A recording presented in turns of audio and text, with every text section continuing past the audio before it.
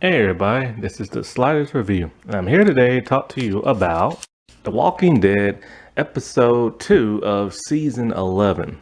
It was another good episode. It wasn't like great by no means, but it was still a whole lot better than what we've been getting for the past like 4 seasons or so.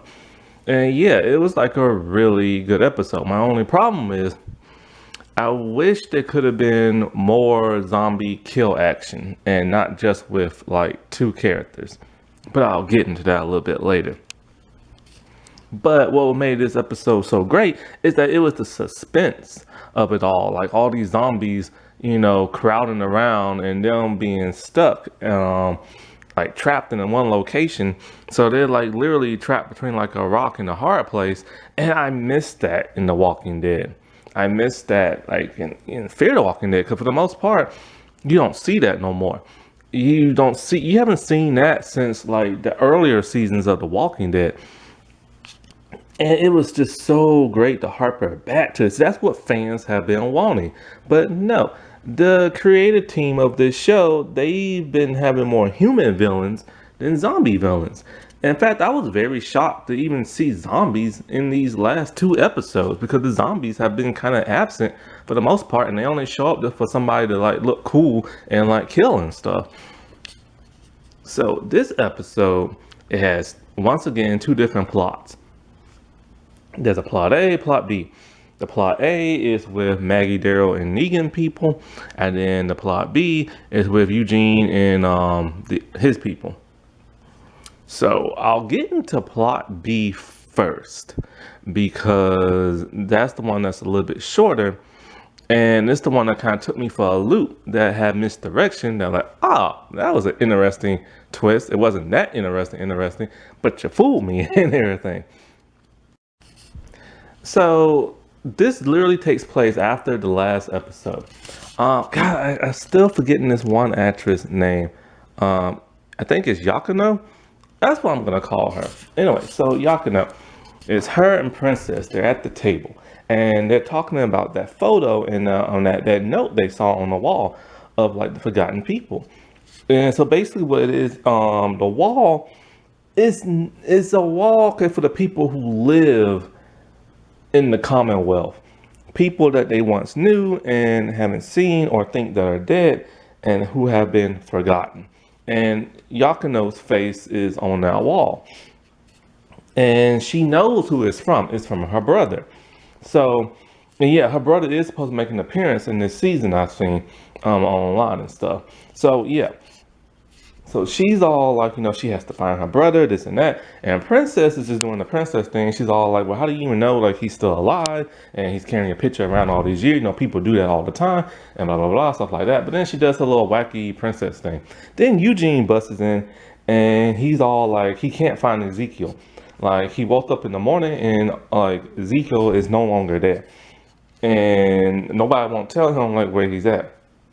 This pisses off Yakino to where she literally demands to see the person like in charge and stuff. And so when she's there, she's back at that one briefing room or the interrogation room with that one lady and that one guy. But the huge like black stormtrooper dude who wears red, he's not there. Which I don't know. Princess says he wears orange, but that looks red to me. But then again, Princess is crazy. So now she's making me feel crazy. I'm thinking now, what if it is orange? I gotta look at that again. So they're all like, so the people are like, we're done here. You don't need to be interviewed no more. And then she's like, and they're like, we already assessed you. And she's like, oh, no. You thought you assessed me, but I've been assessing you this entire time. So then she basically just reads these people like a book. And she tells them, I bet you anything, y'all were like this before the apocalypse and this, and that. And she's just throwing down some really interesting dialogue. And so like, she basically is all like, I want to see a lawyer and blah, blah, blah. I'm like, a lawyer in this zombie apocalypse? But the Commonwealth is this well-oiled community that's kind of like harpers back from the olden days where they have like a justice system and a structure and everything. And so she's literally just like, just giving it to him and reading them. And then the lady's all like, what university did you say you go to again? And then she's all like, well, you should have known that already. And then she's talking about how she went to like Harvard and this and that. And so it impresses the stormtrooper dude who comes in and gives her a thing of coffee. So this makes Princess think, well, if this dude, the scary dude's giving her coffee, then they must be pretty good with them people now. So Princess has to go pee. So she talks to two of the stormtrooper people, and she's talking in Spanish. And I have no idea what she's saying because there's no like subtitles. At least there's subtitles in Fear the Walking Dead whenever they talk Spanish, but there's no subtitles here. And so she's just talking to him. She's talking to him like she's buddies with them, And because she does have now a rapport with a few of them. And Eugene is freaking out. He's all like, leave these people alone and blah, blah, blah, stuff like that. And so they let her leave and go pee. And he's just like spazzing out. Eugene literally spazzes out this entire episode. It was even to the point that when they was at the cafeteria table, and when he was talking about how Ezekiel is gone, he told them, look, we just need to tell these people everything they want to know. And, because it's getting like really scary and stuff. And we need to tell them where our friends are located at and how we lied and all this other stuff. And so Eugene is literally spazzing out to the point where he's about to give up all their secrets and stuff. And Yakino and Princess are like, no, man, you can't do that because people would be literally screwed if like these people decide to like roll up on like Daryl and all them and stuff. And so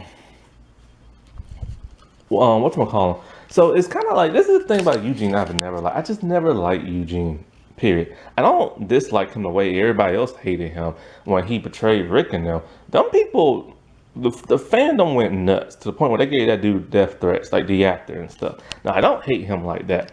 I just always never liked him. He's always been a coward. He rambles in his scientific know-how to where I don't ever know what he's saying. His fake country accent or southern accent is really thick to where I never know what he's saying. And I'm sick of his mullet. I'm sick of his hair. I'm sick of that little rat tail he has this season. And so he's literally just sitting down in the chair, looking at the storm people, looking at the door where Yakino is in our room and looking at his feet. And the dude is literally like just like an inch away from like having like the biggest nervous breakdown you've ever seen. And so then he starts to get a little upset, and then he starts going to the stormtroopers and he's all like, where my friends are at, like Yakino went into that room and she hasn't came out yet. Princess went to go pee and she hasn't came back yet, and he don't even know where Ezekiel at. And so the stormtrooper dude's all like, sit back down, nobody is in that room. And this is when I started to like freak out. I'm just like, no, I know for a fact that woman is in that room with them other people. And that's basically what Eugene tells her too. And they're all like, sir. And they literally call him sir and everything. They're being actually somewhat polite. And they're all like, nobody is in that room. That room is empty. So I'm just like, oh, I know what's going on. With him spazzing out, him freaking out, it must be a hallucination. Just like Princess had that hallucination last season. So I'm like, that must be it. It has to be it. Then they decide they're going to take him somewhere. And they put like a bag over his head. And when he goes into this building, everything's all great. Like there's Yakino, there's Ezekiel, and there's Princess. And they're all smiling out. And I'm just like, wait, so that wasn't a hallucination? And they tell him that they've all passed to go to they now have access to the Commonwealth. They're now citizens of it and stuff. And before all that happens, something interesting happens. That woman that Eugene was talking to on the radio, she shows up. And so like, I think her name's Stephanie or Sarah, I can't remember, but she's a cute woman with like red glasses, I believe. And so the reason why she is there is that before they took Eugene there, they interrogated him again while he was spazzing out. And his interrogator was the big, black, scary dude. And he does what he does best, be big and scary. And he basically lays down the law to Eugene, telling him, like, look, I am going to ask you 2 questions and 2 questions on it, and you will tell me the truth. And I will know if you're lying to me. And if you are lying to me, well, you can probably guess what's going to happen. He asked Eugene, why did they find Eugene's group at like that train station track place, and where is their settlement at?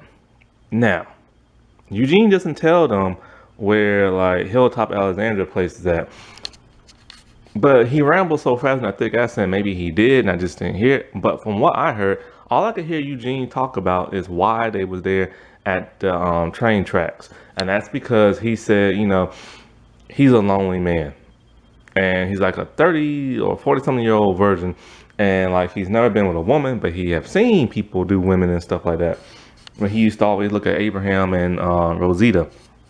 And he told them how, like, he was just like, he found the radio and he was just like talking in the void, and finally somebody with the sweetest voice answered him, and they had a rapport, and they had kind of like a online type relationship type thing.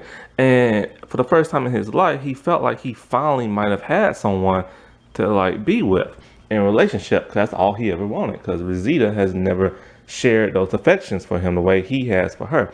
Now in the comic books it's different. In the comic book, him and Rosita actually do get together and stuff. But, here in the show, they decide not to do that. And so he's just breaking down in a hysterical, like almost like he's crying kind of way. And I think he does cry.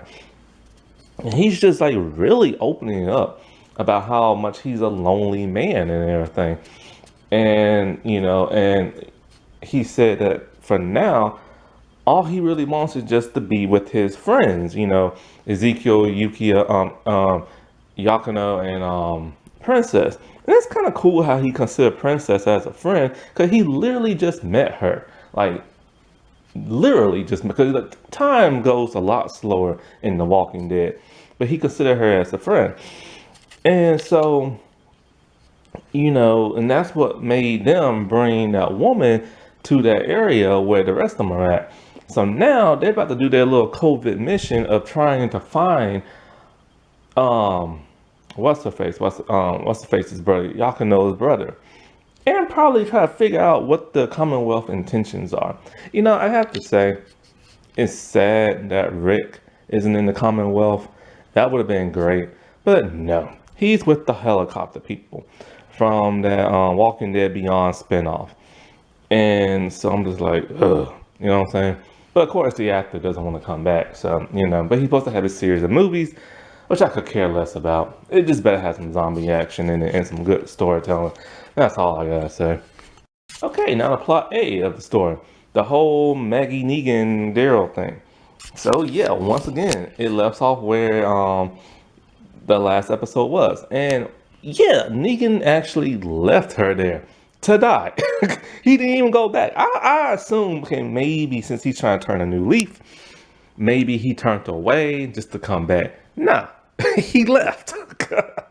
And so we see her just fighting off zombies left and right. And then we see her try to crawl away. But they keep grabbing her leg and stuff as she keeps trying to crawl up. So then she's trying to crawl underneath. And so then we have a Glenn fake out moment from season 6, where we see her on the ground trying to crawl underneath the little train train cart. And basically what happens is this: you see the walker grab her leg, and then it cuts from that, and then it cuts from a swarm of them in that same spot where she's at. So you assume she's getting devoured, and then we don't see her until like several minutes later, like towards the middle of the episode. But basically she does survive. Now, in between that time, we see Father Gabriel, and we see Negan and them other people. And then they're inside like one of the carts. And they ask Negan, where is Maggie? He's like, oh, she's right behind me, man. But he has a worried look on his face. He knows once they find out he's lying, he's done for. And so, like, they're there. There's tons of like zombies walking around like the little train cart, and everybody's just like freaking out and stuff. And then they're trying to find a way out of there. Then they start hearing like loud tapping noises. Somebody is underneath the train thing. Of course, we all know who that is. It's Maggie. And she opens up the compartment door, gets inside, and she looks dead at Negan. She's all like, he left me. I slipped and fell, and he left me there to die. Everybody is pissed. One dude like grabs him, puts him up against the window, and he's all like, well, heck, man, she was gonna kill me just a couple of moments ago. And stuff like that. So like, why aren't y'all pissed at her about that? And his shit, and so like, yeah, I left her to die. And so it's at the point where I really think they're gonna kill him and stuff. But they end up not doing it. I don't think he talked his way out of it. I forgot why they let him go and stuff. I believe yeah, that one young dude, I think he shows up. He does show up. And so when he showed up, he's trying to get inside like the little cart thing. Well, they're trying their best to like open up this one other door so they can get out the back way. And so when they see him, the one dude is about to go and about to open up the cart door to let him in. And this is the most shocking thing ever. Maggie is like, don't open that door. Do not let him in. I'm just like, whoa, what's going on here? And so this is what's basically going on. The door is stuck, and in order to pry it open, it will take some time, and it'll take some time to close it. And there's a bunch of zombies behind this dude, but they're far away. They had the time to open it up and to close it, but Maggie said they're running out of bullets, and they don't have that much ammunition, and they can't fight off that swarm of zombies that's behind that dude. So the one dude that really doesn't like Negan, he is trying his best to like open the door against like Maggie's will and everything, and everybody else is like holding him back. And the one dude is just like, let me in, man, let me in. And Maggie's like, I'm sorry, but you deserted us, and you left us to like die. You took all our weapons, and so they said this door is not gonna open. And the dude's just like, screw you, man. So he takes his two knives and he stabs himself in the chest. He does that so that he doesn't kill himself. Because if he wanted to kill himself, he just would have stabbed himself in the brain. He stabs himself in the chest so that he would turn into a zombie, and at some point, the rest of the zombies are gonna bust through and try to eat everybody. That's his revenge right there. I'm like, whoa, man, that is intense. I ain't seen nothing like that in a long time. Now here's the interesting thing. There weren't that many zombies behind him. All I saw was about 4 at the most. Maggie and her people literally could have taken out those zombies with their handheld weapons. But Maggie didn't want to do that because the dude literally left them deserted with no weapons and stuff. And I'm thinking to myself, wow, so she lets the coward dude die, but she lets Negan live, and Negan literally took a baseball bat to Glenn. And I'm just like, they're doing that crap again. But yeah, so basically, that's what happens with them. And it's a really shocking moment. So, of course, more zombies are swarming the train cart. And they're literally about to bust their way through. And so two of her members of the group, they're trying to get that back door open, and they're desperately trying to get open. Negan is pretty much just sitting by himself, away from like Maggie and stuff. And so then the one dude who was a coward who killed himself, he turned and he stands up and he's looking at inside the window at the rest of the people, ready to wanting to eat them. And so everybody looks at him and turn their head, except for the one dude who tried to save him. And the one dude's all like, "Oh, you can't look at him. Y'all left him to die and all this other stuff and blah blah blah blah." So then Maggie tells a very interesting story.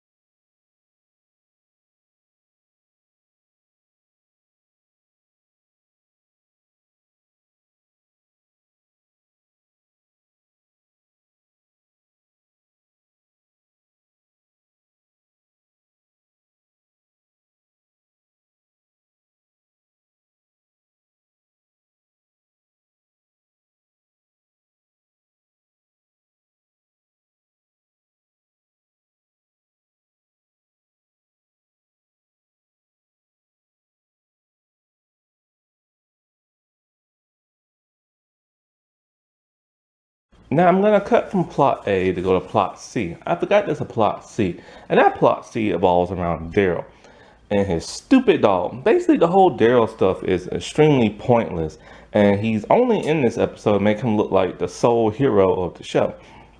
And and so basically, what it is, he finally finds that dumb, stupid dog of his, and he's in like an abandoned part of the train station or the train like tunnel or whatever. And he finds a bunch of stuff. He sees a bunch of like um, items where people been living at. And he sees a dead walker underneath a blanket. So he kills that and stuff. And then so it's like he's searching around and he sees all this stuff. He sees tons of money. And he sees like pictures of two little black boys. And the two little black boys, they were waiting for their father. But they couldn't wait no longer. And so they decided to just like leave and stuff. Because the dad's been gone for too long. And they wrote that message on the back of a dollar bill. And it was an interesting, touching moment, I'll admit. It reminds me of season 1 of how Rick was sentimental around people and stuff. And this sentimentality is something you've never really seen with Daryl. But it's 11 seasons too late, you know? I mean, yeah, we know him to be a nice guy, but we also know how Daryl is.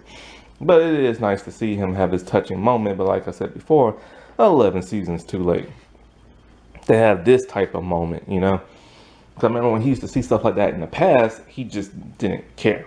And so, of course, the dumb dog runs off again. So he chases after it again. And he finds a bunch of zombies. And of course, it's basically just him in this whole episode going around killing zombies. So at least I got to see that, some zombie action. But I don't like the fact that it was mainly just him and him by himself doing all the killing, making him look like a hero. Because the show is supposed to, of course, focus on him now. Which is also what caused the Maggie actress to want to leave because, he gets paid more than her. Which I get. He was in season 1. She showed up in season 2. But she's been there the whole time and she's an awesome character. And she should get paid as much as him. But she didn't. And that's what caused her to leave in season 10. And then when her show got canceled, Whiskey Cavalier, which is actually a pretty good show, she had to come back to The Walking Dead. So, yeah.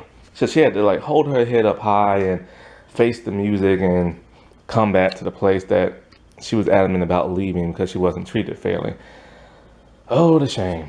So anyway, so it's basically just him killing zombies. And now we get back to plot A. So plot A, the zombies are still trying to get into the train cart. The one dude is still trying to open up the door. But then as soon as he's about to open the door, he sees that there are zombies on the other side. And so he's like, crap, we're screwed. There's zombies all around. And now the zombies have busted through the other place where the one dude died. And so they're coming in. And who saves the day? Daryl. All by him lonesome. And I'm just like, these people was cowardly enough, but they couldn't kill these zombies because there was too many of them. And here he is taking them all out. And how does he take them out? In a typical Daryl Dixon fashion, from like season 6 and onward, which I can't stand. It's basically just him utilizing a weapon you rarely see in The Walking Dead. He has a grenade. And so he kills a bunch of them by hand. Then he gets inside the cart. Then he throws the grenade, blows them all up. And yay, he saved the day. And I'm just like, it reminds me of the flamethrower thing. It reminds me of the missile launcher thing. And it's just like, stop making him do this stupid, outlandish stuff when he kills zombies and make him look cooler. It doesn't make him look cool. Maybe the first time he did it, yeah. But when this becomes a recurring thing, then it's just like goofy and silly and cartoonish. Kind of like Negan when, he kept talking the way he did in season 7 and it just got on people's nerves. It went cartoony. So then, oh yeah, the cowardly old dude that left with the young dude with all the weapons and stuff, Daryl finds him missing the eye. And so Daryl saves him. But of course he razzes him and everything. One thing I forgot to mention is that Maggie at some point gives Negan a gun after she tells her story and they're all about to be attacked. I guess she wants him to survive this crap. And so then towards the end, after the zombies are like gone and everything, he gives it back to her. And that's when she said, like, there's a place she knows that they had to go to a detour and stuff like that. I'm thinking to myself, has she now forgiven him? I hope not. Like, don't do that crap. Like, I'm tired of everybody forgiving him, man. Like, the dude was a murderer and everything. He enslaved people. He beat people with a barbed wire baseball bat. And not in the cool Mick Foley kind of way, you know? Maggie tells them, okay, we have to head out, but she wants to take a detour, a place where there's lots of food and this and that. I'm thinking to myself, wait, hold up. I thought the first place they were supposed to go to had a bunch of like food and all this other stuff. But now there's another place she knew of that has like food too. And that place was probably a little bit more safer to go to. And I'm just like, so a couple of people there, they look kind of miffed, and rightfully so. But of course, she did what she did just to kill Negan and have him trapped and stuff, but it backfired. So as they're walking, they get attacked. And these weapons come out of nowhere in the middle of the night. And it's the people Maggie was talking about a long time ago in the first episode.